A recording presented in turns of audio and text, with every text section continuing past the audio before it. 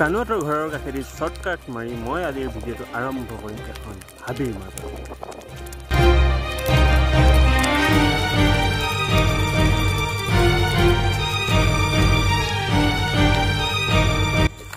নমস্কাৰ, মই আজি আছোঁ এখন অটব্য অৰণ্যৰ মাজত আৰু এটা বস্তু মই এক্সপ্ল'ৰ কৰিব গৈ আছোঁ। বহুতে চিনি পায় আৰু বহুতে নাপায়। বস্তুটো কি প্ৰথমে এবাৰ চাওঁ আহক।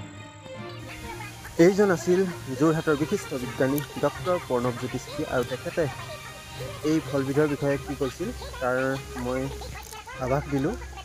গতিকে আপোনালোকে তেখেতৰ চেনেলটো আপোনালোকে নিজে চাব আৰু বাকী চাই থাকক ভিডিঅ'টো। ইয়াত আছে প্ৰচুৰ পৰিমাণে পটাছিয়াম, গতিকে মগজুৰ শ্ৰীবৃদ্ধি হোৱাৰ ক্ষেত্ৰতো ই উপকাৰী। ৰোগীৰ কাৰণে স্বাস্থ্যকৰ এই ফল। এটা কথা স্বাস্থ্যকৰ হ'লে আমি বেছি খোৱাটো অনুচিত। সাধাৰণতে এজন প্ৰাপ্তবয়স্ক লোকে এদিনত এনে ধৰণৰ ফল 5টা বা 6টা খালেই যথেষ্ট। বন্ধুবোৰ বুজিলেনে? অসমৰ নদী কাষৰীয়া হাবি জংঘলে অকলে গোপনে নিৰলে থকা এই জেটিকণীয়া ফলবিধৰ মহিমা কি? With this see you next. আশা কৰোঁ আপোনালোকে গম পালে মই আজি কি ফল দেখুৱাব গৈছোঁ, ইয়াৰ গুণাগুণ কি, উৎকৃষ্ট মানদণ্ডৰ হয় নে নহয়, সকলো কথাখিনি গম পালে। আৰু পাৰিলে তেখেতৰ চেনেলটো এবাৰ চাব। তেখেতে বহুত ভাল কথাই কৈ গৈছিল। বহুতো বিভিন্ন ধৰণৰ বস্তুৰ বিষয়ে আমি নজনা কথাবোৰ তেখেতে জনাই গৈছিল। বাকী যি কি নহওক, এতিয়া চাই থাকক আপোনালোকে মোৰ এই চেনেল নিয়ৰ এক স্বপ্ন।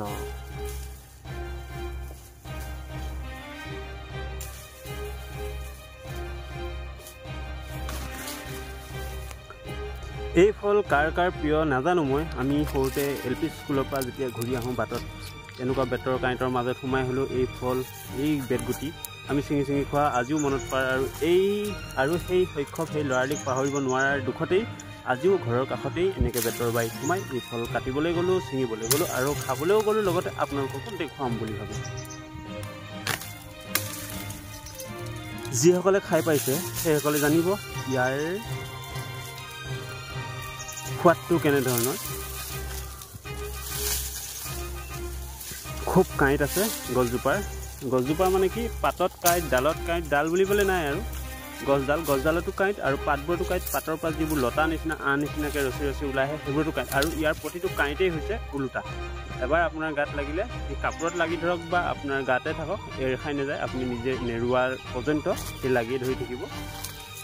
আৰু এনেকৈ মই এথুক দুথুককৈ কেইবাটুকু কাটি পেলালোঁ। আপোনালোকে মাথে চাই থাকক ভিডিঅ'টো, মই আজি কি কৰিবলৈ গৈ আছোঁ। ইতিমধ্যে মই কেইবাটাও থোক কাটি পেলালোঁ। চুবলৈ ভয়ে, চব কাটা এডাল আৰু এইডাল 3ডাল থোক কাটি দিলোঁ। চব কাটা আৰু মাইটক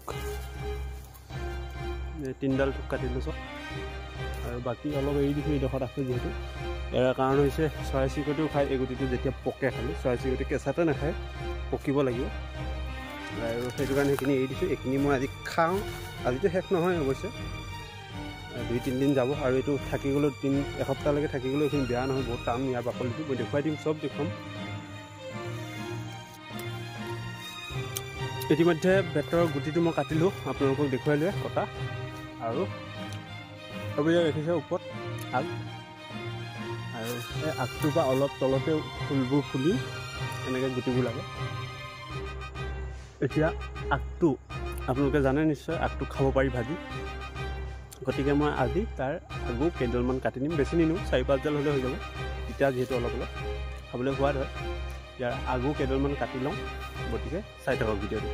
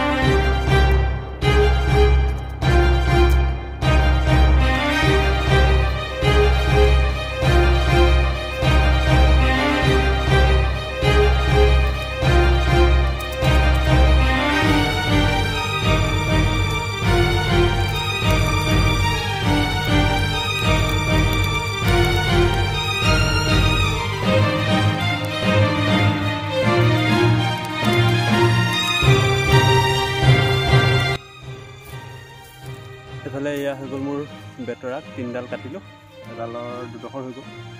গতিকে অলপ অলপ ওলাই ভিতৰত এনেকৈ কাটাখিনি চফা কৰাৰ পাছত এয়া কোমলীয়া অংশ সেইখিনি ভাজি খাব পাৰিম। আৰু এইফালে মোৰ বেতগুটি ৰেডি, এতিয়া যাব পাৰোঁ। আৰু এনেকৈ আহি মই ঘৰৰ পিৰালিতে বহি ল'লোঁ। বেতৰ কাঁইটকেইডাল নহয়, বেতৰ আগকেইটা ঘৰৰ ভিতৰত ৰাখিয়ে বেতগুটি খোৱাৰ লাগি গ'ল।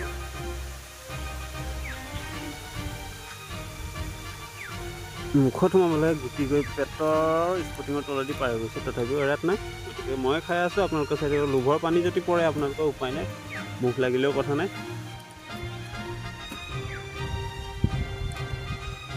গুটিটো দেখিবলৈ বৰ ধুনীয়া হয়, জেঠী কণীৰ দৰেই হয়। অলপ ইয়াৰ বাকলিটো মাটি কঁঠালৰ বাকলি যেনেকৈ আপোনাৰ কেঁচিয়া কেঁচিয়াকৈ ঘাট ঘাট থাকে, ঠিক তেনেকুৱাই, খালি এইটো বস্তুটো সৰু।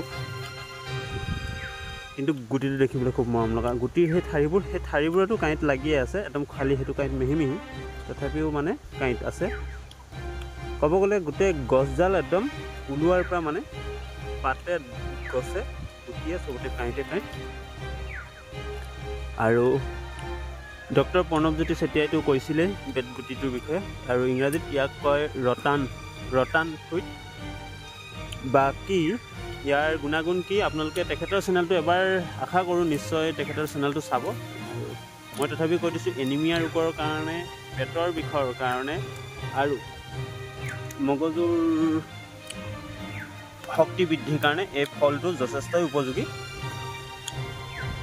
এই খাই আছোঁ চব, দেখিছে বাকলিটো এৰাইছোঁ আৰু পেলাইছোঁ আৰু গুটি মুখত ভৰাইছোঁ।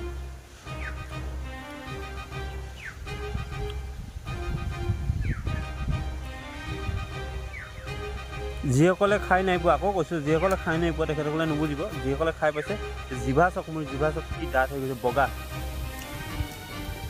গতিকে এইটোৱে আছিল আজিৰ ভিডিঅ', আৰু ইমানতে মই ভিডিঅ'টো সমাপ্ত কৰিছোঁ। আশা কৰোঁ বেতগুটিৰ বিষয়েও আপোনালোকে জানিলে, লগতে ভিডিঅ'টো চায়ো আশা কৰিছোঁ ভাল পাব।